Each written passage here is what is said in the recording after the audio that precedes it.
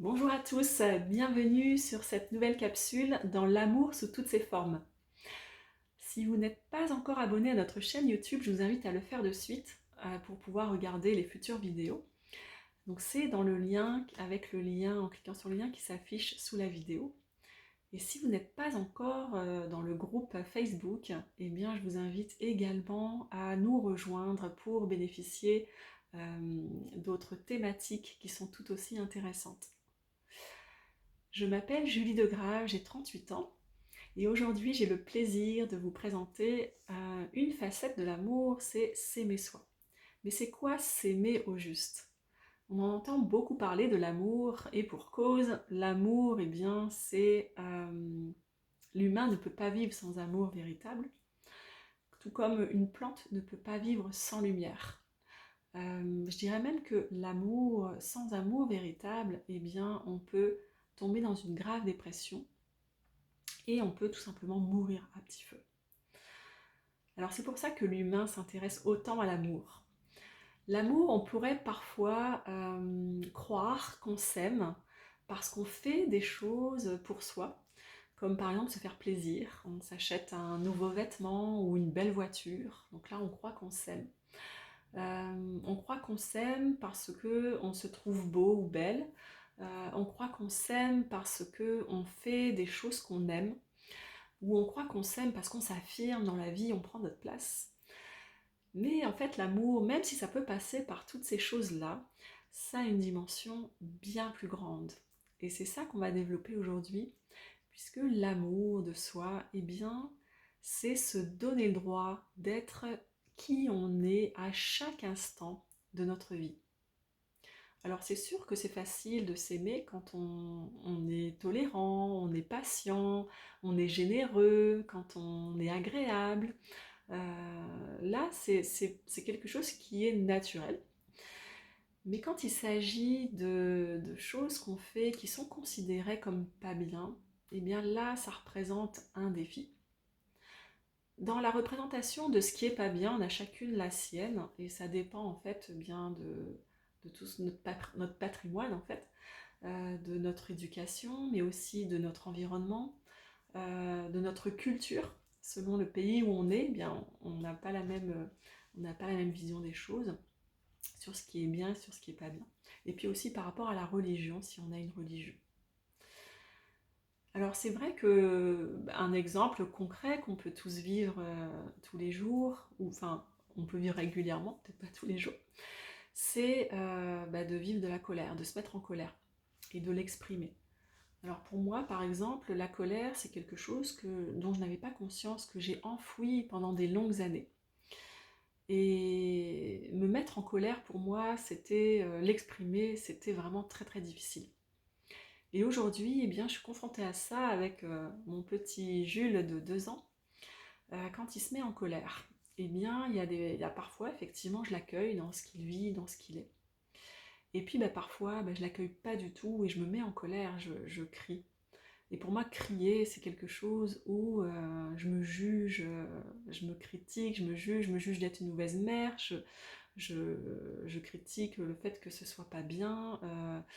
Et souvent, je ne sais pas si comme vous, en fait, quand on fait du développement personnel, eh bien, il y a un peu ce sentiment de se dire, maintenant, on a des outils concrets et on doit être parfait, en fait. Moi, finalement, je suis tombée un peu dans les travers du développement personnel où je me disais que voilà, tout ce qu'allait vivre Jules, j'allais pouvoir accueillir tout ça. Et le fait de ne pas le faire, ça m'a fait vivre encore plus de frustration et de colère.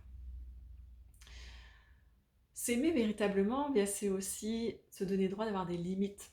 C'est sûr que quand je suis reposée, que je suis patiente, eh bien, je vais facilement l'accueillir en fait, lui dire des mots pour l'apaiser. Je vais pouvoir accueillir la mienne, m'accueillir au moment où aussi où il vit sa colère, je vais pouvoir accueillir aussi ce que je vis à l'intérieur.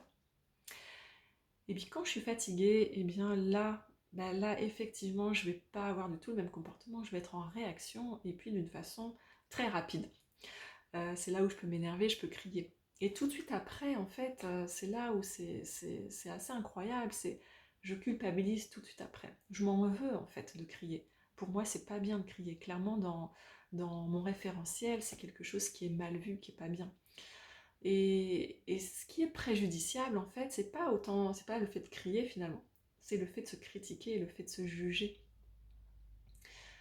Les limites, en fait, elles sont propres à chacun. Elles sont propres au fait que ça dépend de notre éducation, ça dépend de nos capacités, parce qu'on a tous des capacités différentes, et puis ça dépend aussi de nos blessures.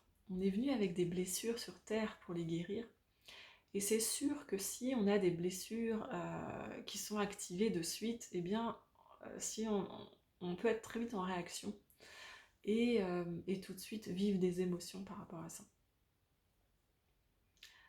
S'aimer, en fait, véritablement, eh bien, c'est de s'autoriser à vivre toute expérience, quelle qu'elle soit.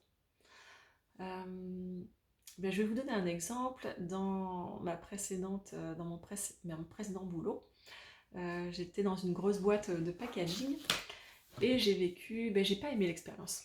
J'ai vécu énormément de colère, de frustration, ouais, j'étais vraiment pas bien en fait. Et j'étais en colère en fait envers plusieurs personnes, envers mon chef qui était pas du tout présent, j'étais en colère envers mes collègues qui étaient agréables en face de moi et puis par derrière qui faisaient des coups en douce. Ou bien parfois j'étais en colère parce qu'on répondait pas à mes emails alors que j'avais besoin de réponses pour moi-même répondre aux clients. Et tout ça m'a fait vivre énormément de frustration. Mais là encore, ce qui m'a fait le plus souffrir, mais finalement, c'est pas forcément mes collègues ou mon chef, c'est tous les jugements, les critiques intérieures que j'avais envers moi-même. Tantôt, je me jugeais d'être nulle, d'être incompétente, ou alors je me critiquais le fait de ne pas prendre ma place, le fait de ne pas m'affirmer, le fait de ne pas dire les choses. J'avais tendance à fuir. Donc là, j'étais dans ma blessure et je fuyais constamment les situations désagréables. Et bien à ce moment-là, j'étais pas en train de me donner de l'amour, bien au contraire. Toute expérience, de vivre une expérience, en fait, c'est de s'aimer dans toute expérience, et bien c'est tout simplement de voir si ça ne me convient pas, et bien c'est de voir qu'est-ce que je veux en fait dans cette situation. Et ça va me permettre de poser des actions pour aller vers ce que je veux. C'est de ne pas avoir de jugement en fait par rapport à ça. J'aurais très bien pu vivre l'expérience différemment en me disant ça c'est pas bénéfique pour moi en fait. Ça de vivre dans ces conditions-là, dans cet environnement-là, finalement ça correspond pas en fait à mes valeurs, à ce que je veux, mais sans forcément avoir les critiques et les jugements derrière.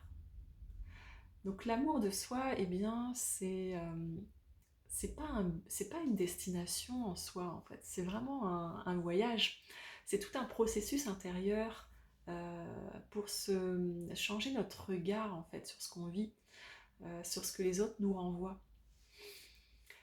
Et c'est là où je vais vous proposer un petit exercice, c'est de noter justement sur un petit cahier ou une feuille, de noter pendant une semaine, voire 15 jours, pendant la journée, le soir, donc vous notez le soir, pendant la journée, à quel moment en fait vous vous êtes critiqué ou jugé.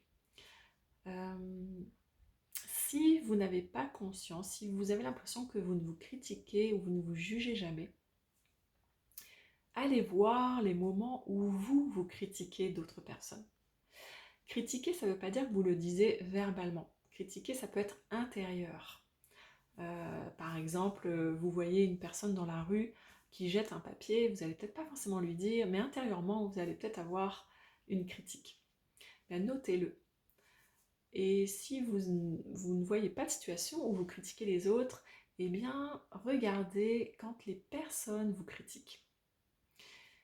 Et s'aider de l'extérieur, en fait, c'est comme un miroir, ça va vous indiquer aussi, vous, est-ce que vous vous critiquez aussi de la même chose? Donc c'est pour devenir conscient. Donc c'est une bonne façon aussi de devenir conscient de quand on se critique. Et là, vous allez faire le bilan, en fait, et vous allez voir, eh bien, à quel point, dans une journée, eh bien, c'est facile de tomber dans ces travers et de ne pas se donner de l'amour.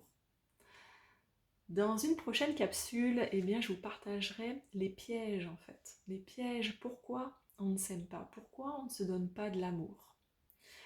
J'avais aussi envie de vous partager une des huiles que j'utilise, une des synergies que j'utilise, parce que je vous ai parlé d'exemples où je vivais beaucoup de colère. Eh bien, c'est le mélange Forgive. Forgive, il m'aide aujourd'hui à, eh bien, à venir justement me pardonner dans ce que je vis, dans les colères que je vis, puisque comme je vous dis, c'est quelque chose que je considérais comme pas bien. Et donc du coup, ça m'aide à accueillir en fait cette partie-là de moi et de me donner de l'amour en fait. Donc si vous voulez en savoir plus sur cette synergie, je vous invite à contacter votre conseiller bien-être pour vous en dire davantage. Je vous souhaite une belle fin de journée ou une belle journée tout simplement si vous la regardez plus tôt dans la journée. À bientôt!